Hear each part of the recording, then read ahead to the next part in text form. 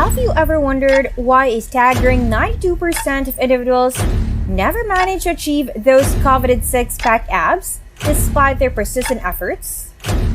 Don't miss out. Hit the subscribe button to unravel the reasons why abs remain an elusive goal for so many. Welcome to Nourish and Thrive, where you nourish all aspects of your life to the best and thrive however you like. Don't forget to like and subscribe to the channel to join our community with thousands of members. Let's get on with the video. Roughly 8% of men in the United States possess visible six-pack abs, according to an estimate derived from research conducted by the Fitness Institute of America. Alternate studies, like those performed by the American Council on Exercise, propose a figure could be as high as 10%. However, data reveals that most American men tend to have excessively high body fat percentages, rendering visible ab definition improbable. Only a modest 3% to 5% of the population maintains a body fat percentage ranging from 6% to 13%, a range that supports well-defined abs. While it's feasible for almost everyone to attain defined abdominal muscles, the most significant stumbling blocks involved impatience and mistakes in approach. Achieving visible abs requires maintaining a relatively low body fat percentage, typically below 13% to 15%. The abdominal area is notorious for retaining fat due to its status as the body's center of mass, necessitating extended patience during fat loss. Consistent adherence to a calorie deficit with healthy foods over an extended period is a key. However, many people become demotivated when progress is not immediately apparent around their midsection, leading to lapses in their diet plan. This discontinuity sets progress back, underscoring the importance of sustained dedication for eventual success. When the weight you've lost is regained due to overeating or abandoning your diet, it is imperative to commit to maintaining a calorie deficit and consuming the right foods if you desire visible abs. An additional significant issue arises from not continuously adapting your diet plan as fat is burned and you become leaner. Though counterintuitive, carrying more body fat can heighten your resting metabolic rate, making non-exercise movements more energy-consuming. As you lose fat, muscle loss and adaptive thermogenesis affecting resting metabolic rate can occur. Hitting fat loss plateaus necessitates adjusting calories and macros to sustain fat loss, even if a calorie calculator initially indicates a deficit. If progress stalls in terms of inches lost or visual changes despite not gaining body fat, your current diet could have become your new maintenance level. To overcome this, decreasing daily calorie intake by an additional 200 to 300 calories when plateaus arise, and reassessing after a few weeks becomes crucial.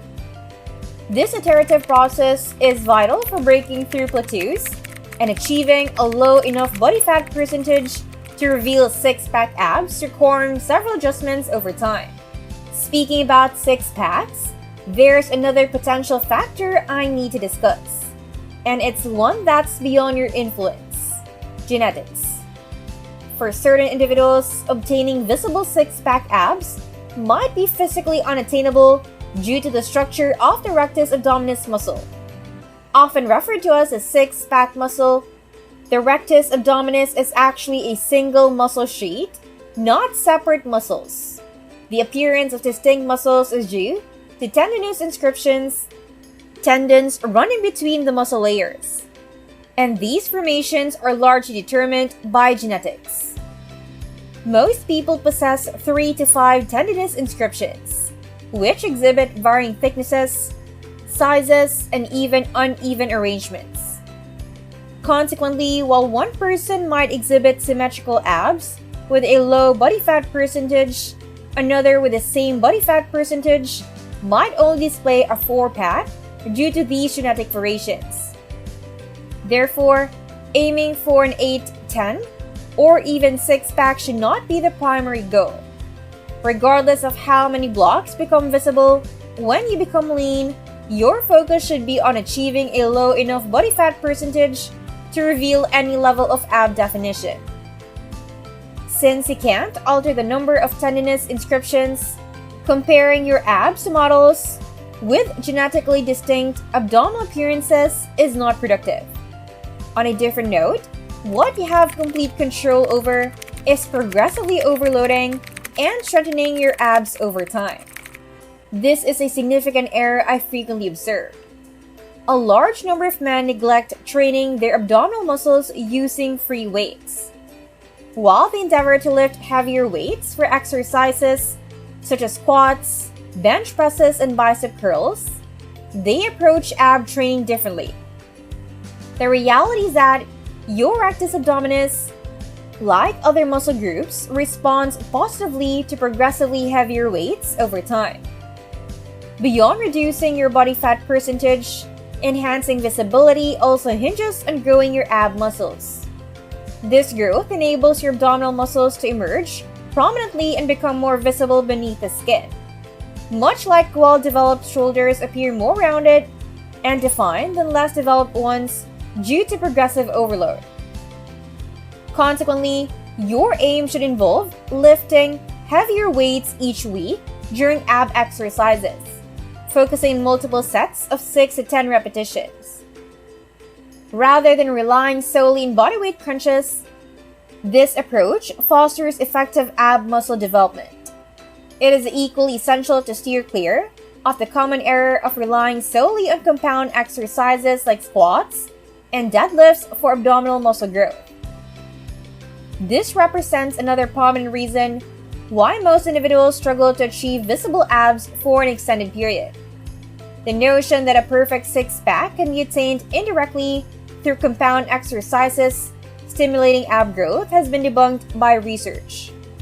Studies have indicated that even when performing compound exercises like squats, deadlifts, and clean presses with exceedingly heavy weights, the activation of the rectus abdominis is less than that achieved by fundamental ab exercises such as straight leg sit-ups. Therefore, it is vital to engage in ab-specific workouts, utilizing exercises like weighted decline sit-ups, weighted leg raises with pull-ups, and weighted crunches. Gradually increasing the weight load used during these exercises is essential. Additionally, a key element that many individuals misconstrue involves the frequency and intensity of ab training. Unlike the common practice of incorporating some crunches at the end of a session, optimal results necessitate at least 2 weekly ab-focused sessions, each comprising a minimum of 9 heavy-weighted sets. Research suggests that training a muscle group more frequently, around 2 times per week, leads to enhanced muscle growth compared to training it only once weekly. However, it is crucial not to fall into the trap of training abs daily. As with other muscle groups, providing adequate recovery time is vital. Much like how it isn't recommended to train shoulders every day, similarly, training abs every day is not optimal. 2 to 3 dedicated ab-specific workouts per week, focusing on heavy resistance, prove to be more effective. Another factor contributing to the challenge of achieving abs is the avoidance of crunching and sit-up movements, often favoring static ab exercises like planks. This preference arises from a false belief that crunching can lead to lower back pain, which has been debunked repeatedly. From an anatomical perspective, one of the primary roles of the rectus abdominis is spinal flexion. Exercises such as decline sit-ups or regular crunches involve alternating flexion and extension of the spine, which encompasses a concentric phase. In contrast, during the ascending motion, there is a concentric phase, while during the descending motion, there is an eccentric phase. Conversely, static exercises like planks involve sustaining an isometric contraction. Although planks offer benefits, especially for the deeper stabilizing muscles like the transverse abdominis, more effective exercises for building well-defined abs concentrate on spinal and trunk flexion. Just as individuals won't hold a bicep curl midway to target their biceps, they engage in a full range of motion reps, capitalizing on both the concentric and eccentric phases of the exercise. Despite this principle, abs often receive desperate treatment despite it being unwarranted. To clarify, executing full range of motion crunches and sit-ups is crucial, while ensuring proper form to avoid hazardous mistakes, such as training the head and neck during repetitions. And that ends our video for today. At Nourish and Thrive, we are grateful for your company on this enlightening journey. Remember to like, subscribe, and hit the notification bell for more insights. Thanks for being part of our community. Stay strong and keep thriving.